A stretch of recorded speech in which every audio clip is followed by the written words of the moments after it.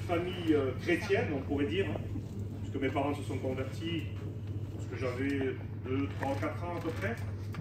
Donc j'ai grandi dans l'église, j'ai connu les choses de Dieu, j'ai été un enfant choyé, gâté. Je suis pas né dans une famille dysfonctionnelle, loin de là. Je dis ça parce que parfois on ne comprend pas pourquoi j'en suis arrivé là. C'était parfaitement équilibré à la maison, mes parents étaient vraiment convertis. Donc j'ai suivi les réunions, l'école du dimanche, ça s'appelait comme ça à l'époque. Donc j'ai cheminé comme ça de nombreuses années, j'ai fait de belles expériences avec Dieu. Des monitrices se souviennent de moi, en tant que perturbateur aussi. Je n'étais pas un enfant de cœur. Mais j'ai fait de belles expériences avec Dieu dans ma jeunesse.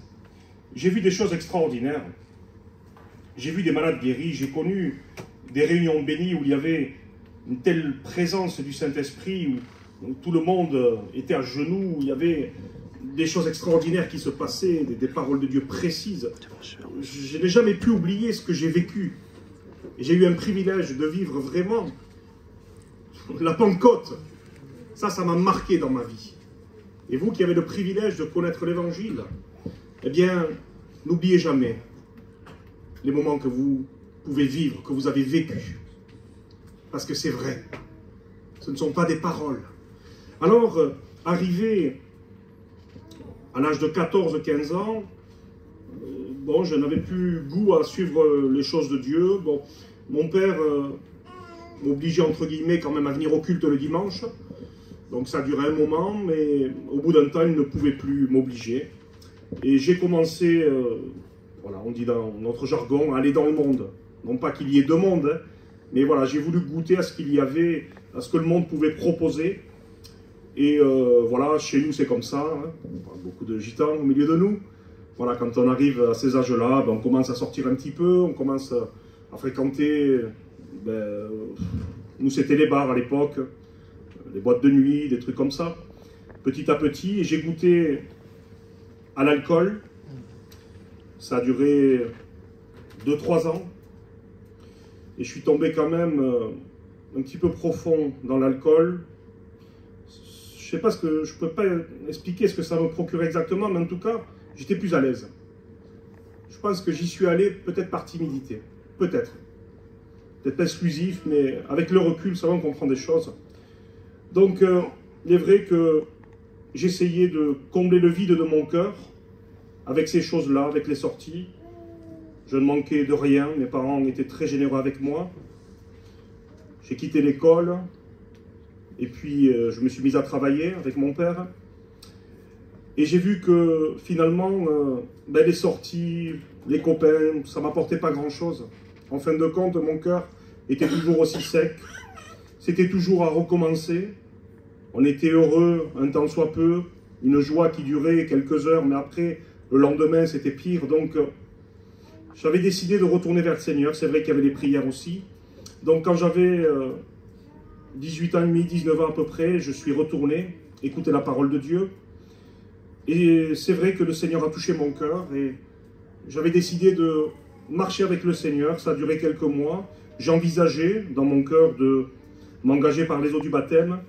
Mais mon cœur n'était pas suffisamment touché. Je n'étais pas assez décidé, je dirais, à renoncer aux choses du monde. Pour moi, je n'avais pas tout essayé. Ça a été difficile, mais je n'ai pas tenu. Quand on ne va pas jusqu'au bout, vous savez, malheureusement, comme dit la parole de Dieu, pardonnez-moi, on retourne à ce qu'on a voulu. Et c'est pire. Ça allait de pire en pire. Les affaires allaient très bien. Je manquais absolument de rien. Donc j'ai repris évidemment l'alcool de plus belle. Au début, ça procure quelques joies, je le dis, éphémères. C'est vrai. Ça procure certaines choses. Et je me suis mis à toucher à d'autres choses aussi. Et là, c'était pas pareil. J'arrivais malgré tout à travailler, même si je partais au travail tout de suite, hein, je vous explique un petit peu. Je ne me couchais pas la plupart du temps. J'essayais de dormir un petit peu l'après-midi. Ma vie était déréglée. Avec une petite partie du cerveau qui fonctionnait le matin, mais j'arrivais à diriger mon équipe. tant bien que mal. J'arrivais à travailler, j'avais besoin parce qu'il fallait que j'aille chercher de l'argent pour pouvoir après faire la fête le soir. Vous comprenez? Je le faisais parce que j'avais besoin. Hein. Mon père m'a beaucoup gâté, mais il m'a appris aussi le travail et je le remercie. Donc fatigué, pas fatigué, il fallait que j'aille chercher ce dont j'avais besoin. Ça c'est sûr. Mais je m'enfonçais de plus en plus et en fin de compte, j'avais des échecs à tous les niveaux. À tous les niveaux. Je voyais que ça ne marche pas. Et je savais dans mon cœur que tant que ce n'est pas Dieu qui régissait ma vie, je ne parviendrai pas à être heureux. Plus j'essayais de mettre des choses dans mon cœur, plus j'essayais de le combler avec l'argent, avec un tas de choses, un tas de substances, plus je m'enfonçais, plus mon cœur s'élargissait, plus mon fardeau était lourd à porter. De plus en plus, de plus en plus. C'était très, très difficile, parce qu'à un moment donné, je n'arrivais même plus à me lever le matin parfois. J'ai fait je ne sais combien d'accidents de voiture. Il y a Giovanni au milieu de nous. Et entre moi et son frère, on aurait pu monter une petite casse automobile. Garantie. Parce que tous les 2 mois, on en pliait une. Et le problème n'était pas réglé parce que le lendemain, j'en rachetais une autre. C'était pas un souci. Le problème, c'était que j'arrête de boire, vous comprenez? Mes parents priaient, ils ne savaient plus que faire, c'était terrible. Je m'enfonçais de plus en plus, de plus en plus, de plus en plus.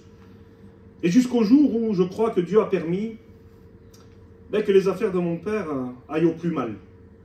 Et là, ce n'était pas la même. Parce que tout à coup, on a moins de potes. C'est bizarre, mais c'est comme ça. Et j'aime beaucoup mes amis. Hein. C'est vrai que j'ai été très généreux avec eux, ils me le rendaient bien. Mais à un moment donné, quand on tombe bas comme ça, ça touche. Ça touche le cerveau, notre façon d'être. Au bout d'un moment, le corps, il supporte de moins en moins ces choses-là. Donc on devient pénible. Et je comprends mes collègues qui en avaient marre de moi. Et en plus, j'avais moins de finances. Donc j'étais plus celui avec qui il fallait être. À une époque, c'était bien. Il y avait du champagne. Il y avait des bons cigares. Il y avait des restos. Il y avait tout ce qu'il fallait. Vous ne pouvez pas vous imaginer les sommes que j'ai pu dépenser. J'avais sur moi la carte bleue illimitée. J'avais le chéquier. J'avais du liquide. Il n'y en avait jamais assez. Jamais, jamais. Et je volais encore mon père. Malheureusement. Et ce n'est pas une gloire. Je ne dis pas ça du tout pour me glorifier. Mais à un moment donné, les fonds étaient en baisse. Et là, c'était plus pareil. Je me suis vu au pied du mur. J'avais à peu près 25 ans. Et je croyais même que j'étais maudit par Dieu. Je croyais que, voilà, rien n'avait réussi dans ma vie. J'avais essayé d'être heureux, je n'avais pas réussi. Rien n'avait comblé mon cœur. Et puis, un jour, je me suis dit, il faut peut-être que... Mais tu te souviens de ton Créateur, comme dit l'Ecclésiaste. Même si les mauvais jours étaient déjà arrivés, je me suis souvenu de mon Créateur. Je sais qu'il y avait énormément de prières. Et j'ai commencé à fréquenter, pendant l'été, un chapiteau. Il y a plusieurs personnes qui sont passées. Et un jour, je suis tombé sur Samuel Ferris qui disait qu'il était contre toutes les religions. Et ça m'avait plu. Ce jour-là, j'ai été de nouveau harponné par la parole de Dieu. Bien sûr, j'ai continué mon été, malheureusement. Mais petit à petit, quand même, le Seigneur touchait mon cœur. Et une fois, j'avais fait, pendant plusieurs jours, je n'étais même pas couché, ça arrivait souvent ça aussi. On partait à l'étranger, on recommençait. J'avais fait vraiment, c'était ma dernière teuf, pardonnez-moi. J'étais dans un état terrible. Et un frère me dit, qui est serviteur aujourd'hui, écoute William, demain il y a le culte si tu veux, je t'invite, viens écouter. Et je suis venu fatigué, chargé, c'est vrai, mais avec une certaine paix. Alors, je me suis habillé, je me suis levé, j'étais au culte. Et le Seigneur a touché mon cœur ce jour-là, d'une manière puissante. Amen. Il y avait même un don spirituel. Et je savais que ce don me concernait, évidemment. Et pour vous dire que pendant plus de 5 ans, je n'osais pas mettre les pieds dans une église, parce que je savais pertinemment que le Saint-Esprit me toucherait. Et ce jour-là, il a parlé. Et l'épouse d'un serviteur a donné un don spirituel en disant que voilà, le Seigneur m'accordait la grâce, le pardon, une vie nouvelle, mais qu'il avait besoin de mes mains pour travailler, pour le servir. Et c'est vrai que ça fait écho dans mon cœur tout de suite. Je dis, Seigneur, j'ai besoin de me repentir, de mettre ma vie en règle. Comment veux-tu m'utiliser? Mais ça fait écho dans mon cœur, et à la fin de la réunion, cette sœur est venue me trouver, elle m'a vu grandir évidemment. Et elle m'a dit, c'est pas dans mes habitudes, William, tu me connais, je ne donne pas ces choses-là à la légère, mais je sais que ce don te concerne. Accroche-toi. Donc j'ai gardé ça dans mon cœur, c'est vrai. Puis j'ai commencé à suivre les réunions petit à petit. Et puis chez moi, un jour, c'est vrai, j'étais fatigué, je n'en pouvais plus. Et j'ai crié à Dieu, je me suis mis à genoux, c'était dans ma chambre. Et j'ai dit, Seigneur, maintenant j'en peux plus, je voudrais que tu fasses quelque chose pour moi. J'en ai assez de vivre cette vie. Il n'y a rien qui a comblé ma vie. Je tourne en rond pour rien. J'ai tout gâché. J'ai crié vers lui vraiment de tout mon cœur, de toutes mes larmes. Et c'est comme si un poids était sorti de moi. Amen. Un poids énorme. Amen. Je ne dis pas que j'étais possédé, bien que j'avais des influences quand même. Parce que parfois, croyez-moi que j'avais envie de rester chez moi. Mais il y avait une force qui était là et qui me poussait à aller sortir et à faire des choses qu'il ne fallait pas. Un poids est sorti et c'est comme si je voyais bien le dos du Seigneur Jésus labouré à cause de mon péché. Et à un moment donné, j'ai pleuré amèrement. J'ai dit, Seigneur, pardon. Amen. Et c'est comme si je croisais son regard d'amour qui me disait, je te pardonne. Amen, je ne te condamne pas. Depuis ce jour-là, je me suis relevé, j'étais un homme nouveau. Alléluia. Amen, amen. Quelque temps après, dans mon temps avec lui, chez moi, m'a visité fortement, puissamment. J'ai été baptisé dans le Saint-Esprit. Ça a duré plus de 20 minutes. Alléluia. J'ai commencé à lire la parole de Dieu. Je ne lisais jamais un livre à l'époque. Quand il fallait faire un exposé, j'ai même pas été jusqu'à... J'ai même pas fini mon année de 3e, je ne me suis pas présenté au brevet. Alors je lisais un petit peu, quelques feuilles au début, au milieu, à la fin. Je faisais la synthèse, comme je pouvais. Mais là, la Bible, je la dévorais. Je ne savais pas pourquoi. Je partais dans les champs, dans les vignes, je priais, je chantais des heures. Je ne savais pas ce qui m'arrivait. Je dis, Seigneur, écoute, moi tu sais comme je suis, je ne sais pas combien de temps je vais tenir. Je ne pouvais pas rester quelques jours sans boire ou sans faire autre chose. Et là, le Seigneur bien m'a montré, bien qu'il m'avait choisi. Amen. J'étais libéré quasiment instantanément. Alléluia. Alléluia. Alléluia. Et ça, c'est extraordinaire. Ce que Dieu fait dans une vie, c'est magnifique. Alléluia. Et il ne s'en repent pas. Alléluia. Bien sûr, il y a eu des hauts, des bas. Parfois, j'ai rechuté. C'est vrai. Mais Dieu ne m'a jamais abandonné. Ah, gloire à Dieu. Il m'a trouvé tout ce dont j'avais besoin. Quelques mois plus tard, je suis passé par les eaux du baptême. Il m'a trouvé une épouse. Elle n'a pas eu peur. Hein. J'avais 6 mois de baptême. Elle se mariait avec moi.